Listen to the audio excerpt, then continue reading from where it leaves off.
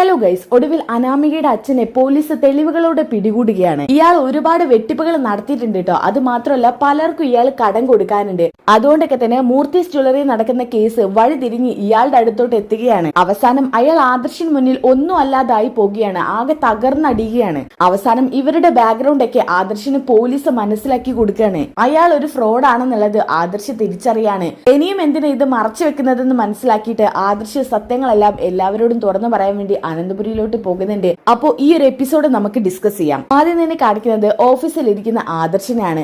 ആദർശിന്റെ അടുത്തോട്ട് പോലീസ് വരുന്നുണ്ട് കേട്ടോ. ഇത് കണ്ടപ്പോ തന്നെ ആദർശ് പോലീസിനോട് പറയുന്നുണ്ട്, ആ സർ ഇരിക്കണം. ആദർശ്, നിങ്ങളുടെ വിലപ്പെട്ട സമയമാണെന്നറിയാം, പക്ഷേ കുറച്ചു നേരം ഞങ്ങൾക്ക് വേണ്ടി സഹകരിക്കണം. ഞങ്ങൾക്ക് ചില തെളിവുകളൊക്കെ എടുക്കാനാ. സർ, അതൊന്നും കുഴപ്പമില്ല. ഇതുമായി ബന്ധപ്പെട്ട് എന്തെങ്കിലും തെളിവുകൾ കിട്ടിയോ? ആരിലേക്കെങ്കിലും എത്തിപ്പെടാൻ പറ്റിയോ സർ? അത് പിന്നെ ഇതുവരെ ആരിലേക്ക് എത്തിപ്പെടാൻ പറ്റിയിട്ടില്ല. പക്ഷേ ചില നിർണായകമായിട്ടുള്ള തെളിവുകൾ ഞങ്ങൾക്ക് കിട്ടിയിട്ടുണ്ട്. എന്താ സാർ? അത് പിന്നെ നിങ്ങളുടെ ഫാമിലിയിലുള്ള കുറച്ചു പേരെ ഞങ്ങൾക്ക് സംശയിച്ചേ പറ്റൂ.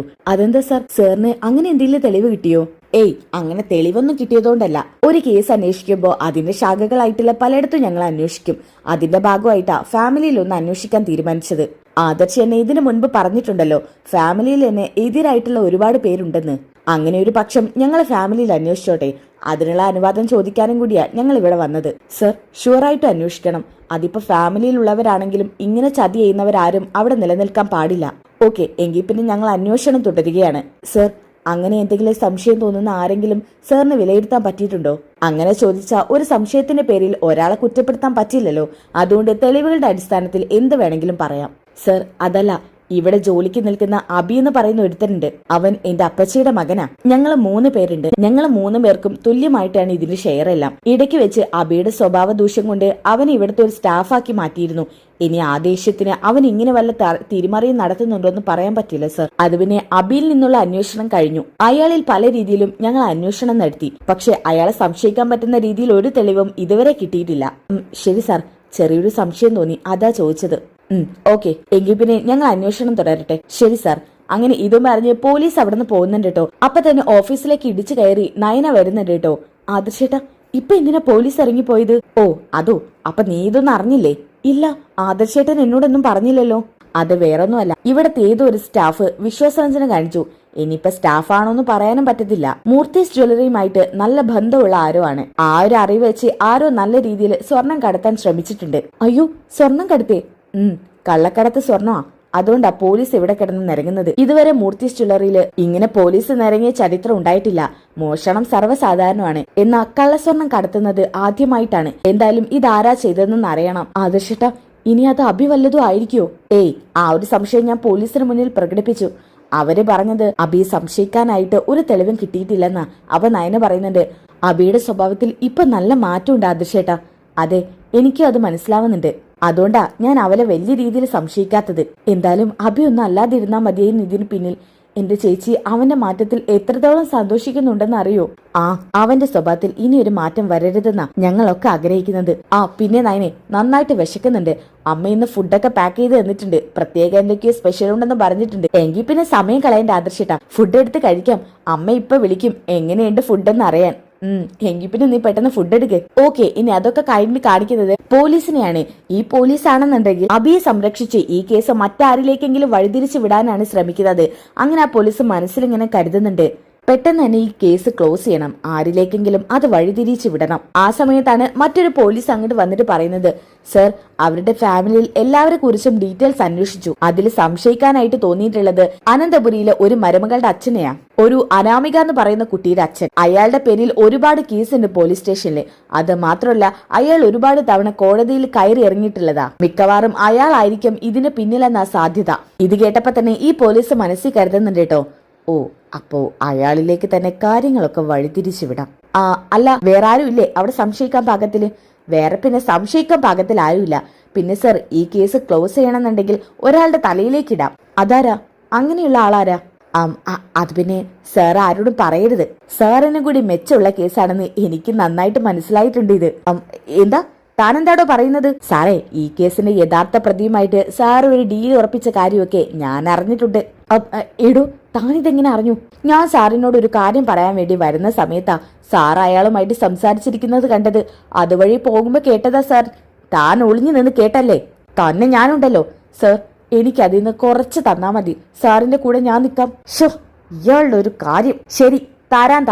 പക്ഷെ വലുതായിട്ടൊന്നും പ്രതീക്ഷിക്കേണ്ട താൻ. ഇപ്പൊ തന്നെ ഞാൻ ഒരു ട്രാൻസ്ഫർ കിട്ടി എത്തിയതാ. വെറുതെ നീ എന്റെ കയ്യിന് പണി ഉണ്ടാക്കരുത്. ഇല്ല സാറേ, ഞാൻ ചോദിച്ചത് തന്നാ മതി. കുറച്ചെങ്കിലും കുറച്ച്. കുടുംബം രക്ഷപ്പെടണ്ടേ സാറേ? ശരിയടോ, ആ ആളെ പറ. അത് പിന്നെ അവിടുത്തെ 2 മരുമക്കളുണ്ട്, ഒരു ചേച്ചിയും അനിയത്തിയും. അവരുടെ അച്ഛനെയാ ഞാൻ പറയുന്നത്. ഗോവിന്ദൻ എന്നാ പേര്.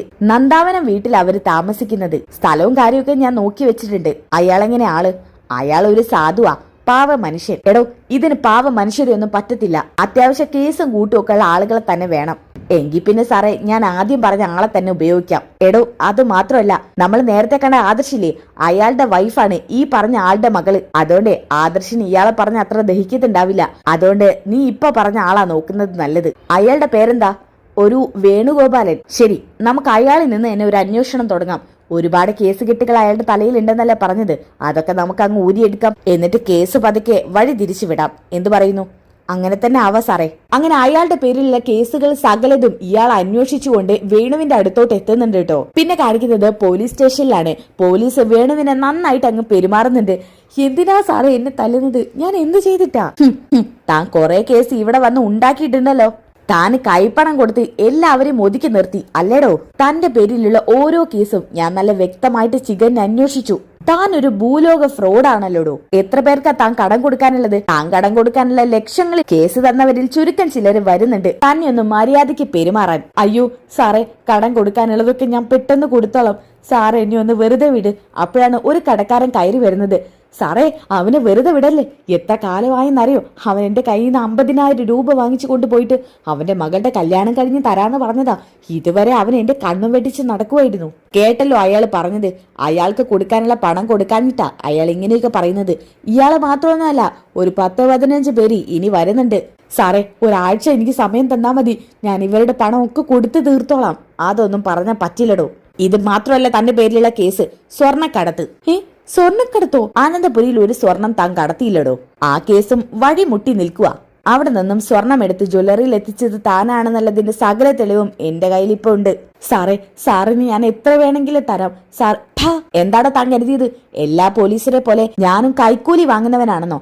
എന്നാ നിനക്ക് തെറ്റി. നിന്നെ ഞാൻ ശരിക്ക് പെരുമാറാനാടാ വന്നത്. നീ മറ്റുള്ളവരടുത്തുനിന്ന് കടം വാങ്ങി ഒളിഞ്ഞു നടക്കും അല്ലടാ? സ്വർണം കടത്തും അല്ലടാ? അത് മാത്രല്ല, ഓരോരുത്തരും വെട്ടിപ്പ് തട്ടിപ്പ് നടത്തിയ കേസാ നിന്റെ പേരില്. 1-2 അല്ല, ഒരു 10-30 കേസ് ഉണ്ടാകും. ഇനിയും ചികഞ്ഞ് അന്വേഷിച്ചാ അതിനപ്പുറം കിടക്കാം. ഞാൻ അതല്ല ആലോചിക്കുന്നത്. ഇത്രയും മോശപ്പെട്ട നിന്റെ ബാക്ക്ഗ്രൗണ്ട് അന്വേഷിക്കാതെയാണോ അനന്തപുരിക്കാരൻ നിന്റെ മകളെ വിവാഹം കഴിച്ചത്? സാറിനറിയോ അനന്തപുരിക്കാരൻ എന്റെ ബന്ധുക്കളാണെന്ന്? പിന്നെ അറിയാതെ? നിന്റെ മകൾ അവിടുത്തെ മരുമകളാണെന്നുള്ളത് നന്നായിട്ട് എനിക്കറിയാം. അതുകൊണ്ട് തന്നെയാ നിന്നിൽ നിന്നും ഞങ്ങൾ അന്വേഷണം തുടങ്ങിയത്. എന്നാ വേണു സ്വർണ്ണക്കടത്തെന്ന് ആലോചിക്കുന്നത് എന്തിനാണെന്നറിയോ? അനാമിക ഒരു 10 പവൻ സ്വർണം ദേവ്യാന് കൊടുത്തില്ലേ, അത് മറച്ച് മറ്റൊരു ജ്വല്ലറി കൊണ്ട് ഇയാൾ വിൽക്കാൻ നോക്കിയില്ലേ, അത് കേസായിരുന്നല്ലോ. ഇതേക്കുറിച്ചാണ് അയാൾ സമ്മതിക്കുന്നത്. എന്നാൽ പോലീസുകാരൻ ആ കാര്യം വെച്ച് ഈ കാര്യം ഇയാളുടെ തലയിലോട്ട് ഇടാൻ വേണ്ടി ശ്രമിക്കുകയാണ്. ആ ടൈമിന് പോലീസിന്റെ ഫോണിലേക്ക് ഒരു ഫോൺ വരുന്നുണ്ട്. വിളിക്കുന്നത് അബിയാണ് കേട്ടോ. അതുകൊണ്ട് തന്നെ പോലീസ് ഒന്ന് മാറി നിന്ന് സംസാരിക്കുന്നുണ്ട്. ഹലോ, സർ, കാര്യങ്ങളൊക്കെ എവിടെ വരെ എത്തി? എല്ലാ കാര്യങ്ങളും ഓക്കെ ആയില്ലേ? എന്നോട് പറഞ്ഞ ഞാൻ ആ ദൗത്യം പൂർത്തീകരിച്ചിരിക്കും. അതുകൊണ്ട് ഞാൻ പറഞ്ഞ തുക എത്തിച്ചാൽ മാത്രം മതി. ഈ കേസ് ഞാൻ മറ്റൊരാളിലേക്ക് ഇട്ട് ക്ലോസ് ചെയ്തോളാം. അല്ല, ആരുടെ തലയിലേക്ക് ഇടാൻ? അത് പിന്നെ എല്ലാത്തിനും ഇണങ്ങിയ ഒരാളെ കിട്ടിയിട്ടുണ്ട്. ആരാന്ന് പറയൂ സർ. വേറെ ആരുമല്ല, നിങ്ങളുടെ വീട്ടിലെ ഒരു മരുമകളുടെ അച്ഛനാ. അയ്യോ, ആര്? എന്റെ ഭാര്യയുടെ അച്ഛനാണോ?